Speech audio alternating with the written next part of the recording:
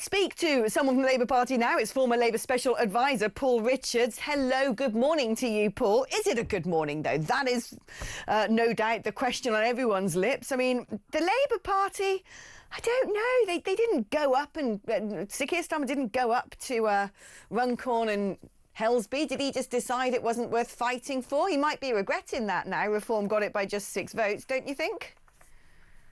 Good morning, Alex. It makes the point, doesn't it, that every vote counts, and that we, in these days we say it's all about the broadcasters and the air war and all of that. And yet in that election, it was all about the ground war. It was all about getting out the vote. And, if it'd gone 10 votes the other way, we'd be waking up this morning to Keir Starmer, the comeback kid. He's pulled off this amazing coup. Labour, fantastic. It's just 10 votes either way. So I give all credit to Reform for winning the by-election, but that is what happens when governments are in power. They tend to lose by-elections to insurgent parties. George Galloway did something very similar in the last Parliament. The Lib Dems historically have pulled off these kinds of spectaculars in by-elections, but I wouldn't read too much into it. You say I shouldn't read too much into it, and of course that's something else. Is this a flash in the pan? Is this going to be a sort of moment of protest at local level that won't be sustained over the 4 years until the general election? Or is it that the issues that are really uniting a lot of people now up and down the country, things such as mass migration into the country, the rush to net zero, are things that the Labour Party don't really have any answers for? Because the problem is, if people are worried, seeing what's just gone on in Spain, worried about having some of the highest energy bills in the world, they're not going to see a Labour Party doing much to assuage those concerns, are they? Similarly, if people are concerned about people crossing the channel on boats, the Labour Party's policy is now to rehouse some of these people in rental properties. It doesn't seem to me like it's going to be answering voters' concerns over the next 4 years. I mean, the circumstances of the by-election where the sitting MP had belted a voter in the face and then kicked him on the ground. So there's a quite unusual circumstances. I'm not exactly surprised that voters were very angry with Labour. And so that's part of it. But to your point, it is also about policy. And I think any election, gives you a clue as to what voters are feeling and thinking. They are sending a message, and you can't just dismiss it and say, it's just purely a protest. So I think on some of the issues you've raised there, of course, the government has to be looking closely at those and making sure that, when we talk about smashing the gangs, that has to be more than a slogan. It has to be a policy that does actually work. And if it's not working, then you change the policy. But that's the thing, it isn't working, is it? We've got record number of crossings. Other countries are considering things akin to the Rwanda scheme. Do you think the Labour Party have somewhat painted themselves into a corner by abandoning that policy as a gimmick, attacking the Conservatives over it, when other countries might start using something very similar and effectively? Well, I mean, Rwanda was just a big, expensive waste of everyone's time. But in terms of offshoring, processing and so on, that's still an option. And I think, Yvette Cooper has put all kinds of policies in place. There isn't a single simple answer, by the way. Your correspondents will be saying, well, just put the Navy into the channel and that's the end of that. But if it was that simple, governments would do it, And so you have to try lots of different things. But don't forget, Alice, these were local elections. This is about who empties your bins. It's not setting migration policy or foreign policy for that matter. It is about who delivers local services the best. And yes, the Reform Party pulled off a great victory in Lincolnshire by getting a mayoralty elected. Well, let's see how Andrea Jenkyns delivers local services to people in that part of the world. Labour, by the way, won 3 mayoralties last night. So, people are putting their faith in Labour to deliver services. So, you started this interview by saying, is it a good day? It's not as bad as we thought it might have been, frankly. We were talking about a bloodbath 2 days ago, and actually Labour's, not doing so bad given where we are. The person who should have their head in their hands, though, of course, is Kemi Badenoch. They have been wiped out, and they're getting eaten away by the Lib Dems in Middle England and by Reform in some of their other strongholds, so they should be in despair this morning. Yeah, I wonder at what point the sort of dark blue rosette ends up in the British Museum as a strange relic of the past. But you spoke there about Andrea Jenkyns becoming Labour Mayor, not Labour Mayor, blimey, Reform UK Mayor in Lincolnshire. Story, wouldn't it? Yeah. It would be, wouldn't it? Yeah. Becoming Reform UK Mayor in Lincolnshire, and how is she going to deliver? At least one thing people can say about Andrea Jenkyns is she's a seasoned politician. She may not have been mayor before, but she has been in politics a long time. She knows how it works. Now, Reform currently on 81 councillors. I wonder how many of those 81 councillors are brand new to the job. And he spoke about local services being all about bin collecting, delivery at a local level of the things that people feel viscerally on a day-to-day basis. How much is being a novice in that particular field going to impact on that delivery? Does it not matter?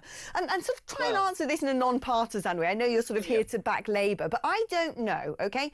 Because everyone at some point is new to a job. You aren't born a councillor. You're elected for a first time in a particular role.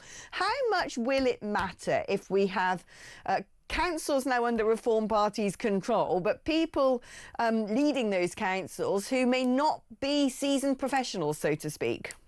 Well, I am Labour, as you point out, but above all else, I'm a Democrat, and I just believe in the joy of elections and getting real people elected to positions. And there's always this debate, you know, professional politicians versus the gifted amateur. And I think you need a combination of the two, because a new councillor can come in, ask the difficult questions, say, why are we doing it like this? Can we save money over there? You know, why aren't we listening to this group within the community, and actually shake things up? If you have the same councillors elected year after year after year, they get very cosy. They use the officers in the same way. The officers know what to do, to how to play them, and, you know, the advice to give them and all that. And it becomes a bit sclerotic. So I think, you know, freshening it up is always good. New people coming through. And I mean, thank heavens people want to stand as councillors, because they get, you know, they get expenses for their meetings, but we don't pay them.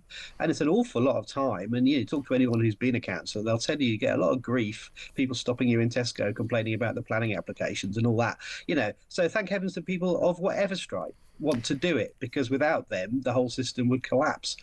Well said, that man, can I just say. I wholeheartedly agree, and lovely sentiments there.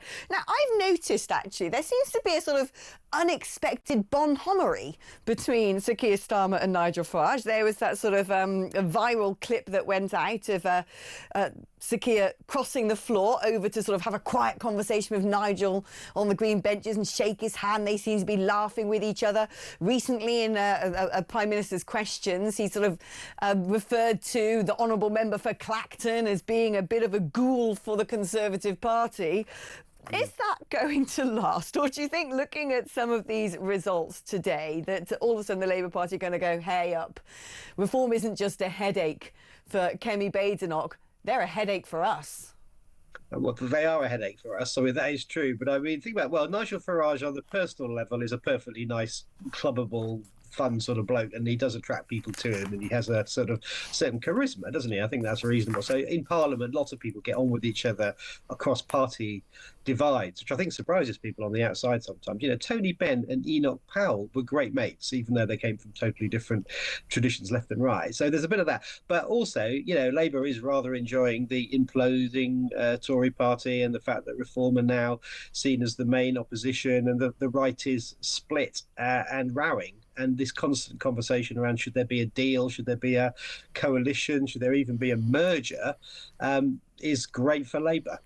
But I mean, one might say, careful what you wish for, because if Reform does replace the Conservative Party and it becomes a two-horse race, Labour and Reform, some might argue that Nigel Farage can get into those Labour heartlands and reach the places that a Conservative Party could only ever dream of being able to touch, unless perhaps it's that unique circumstance where there's the Brexit issue and Brexit Party standing down, enabling Boris Johnson to sweep up those seats. I mean, Kemi Badenoch probably can't, you know, get the votes from the Labour Party that Nigel Farage can. Yeah, that's a really fair point. And I started by saying we need to listen to the voters on things like migration, on cost of living, on potholes, you know, things that affect people's lives, and not just dismiss a vote for Reform as somebody who, you know, doesn't understand or is, you know, just voting for the wrong motives. You do need to listen to that. And you do have to be careful what you wish for. That's very true. But right now, you know, Labour has a commanding majority. We are holding up in the opinion polls, although it's, you know, very split. Labour is still leading in some of those opinion polls.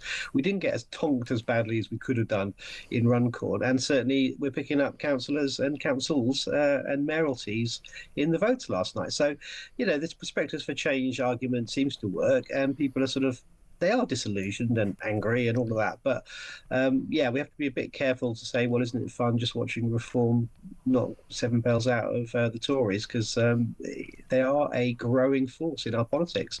And in our lifetimes, that's never been true before. We've always had pretty much a two-party system, sometimes 2.5-party system, but we've got a 4-party, 5-party system now, with Reform coming up as this kind of insurgent force. And mainstream parties like mine do have to pay heed to that. Tonked. I love that. I'm going to nick that. I think there's going to be a whole lot more political tonking in the coming months and years. Paul Richards, former Labour Special Advisor, thank you ever so much. Brilliant interview there. I like it when people are just candid and can put aside the party politics and speak from their heart.